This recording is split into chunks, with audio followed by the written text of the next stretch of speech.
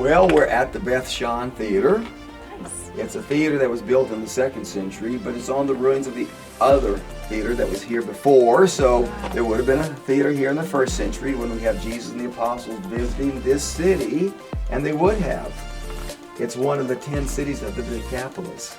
And consequently, when Jesus went to the Decapolis, and this being the only city of the Decapolis that's on this side of the Jordan River, he would have come here. And so the people of this town would have been very excited because Jesus was doing miracles. He was a great teacher. He didn't teach like the scribes, the teachers of the law taught. Of course, this theater is an example of why we need Jesus. It holds 7,000 people. Here we have the theater. There's the bathhouse over that direction. But recognize what these places were. They were places for entertainment. It was ungodly. Ungodly. Yeah.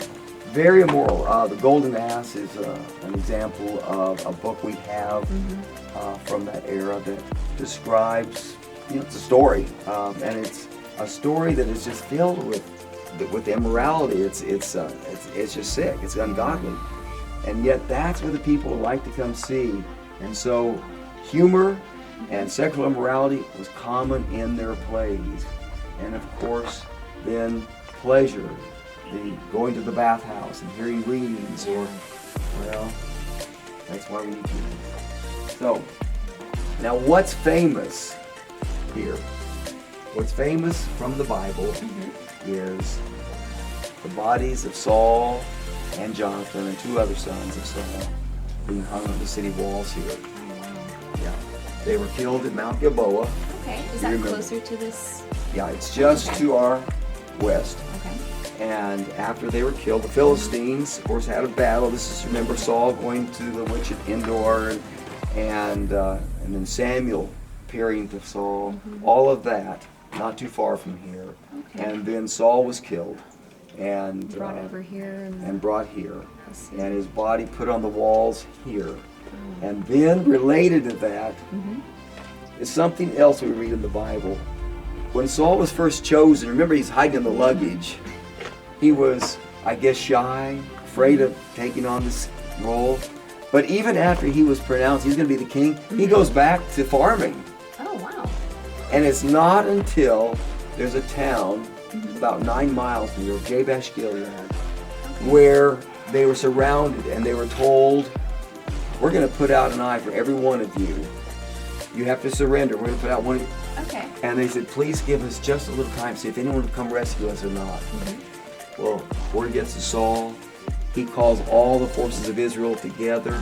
And there really are no forces at this point, but now we have the beginning of a nation.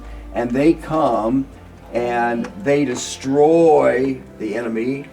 The people of Jabesh Gilead are freed. Now, when we get to, I'll grab my notes, 1 Samuel 31. Let me read what it says here. When the Israelites along the valley and those across the Jordan saw that the Israelite army had fled and that Saul and his sons had died, they abandoned their towns and fled, and the Philistines came and occupied them. The next day, when the Philistines came to strip the dead, they found Saul and his 3 sons fallen on Mount Gilboa. They cut off his head and stripped off his armor, and they sent messengers throughout the land of the Philistines to proclaim the news in the temple of their idols and among their people. They put his armor in the temple of the Ashereths and fastened his body to the wall of Beit She'an.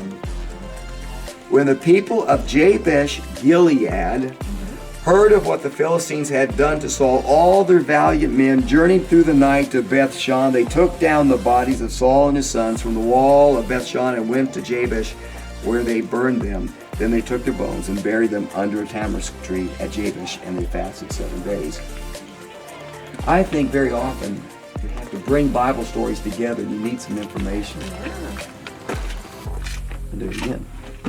I think very often you have to bring Bible stories together to see the real significance. Why was it the people of Jabesh Gilead that came and took down the bodies of Saul and his 4 sons, who had been rescued by Saul? Yeah, exactly. Exactly. So they came and they rescued those bodies and burned the bodies and then buried the bones. Yeah.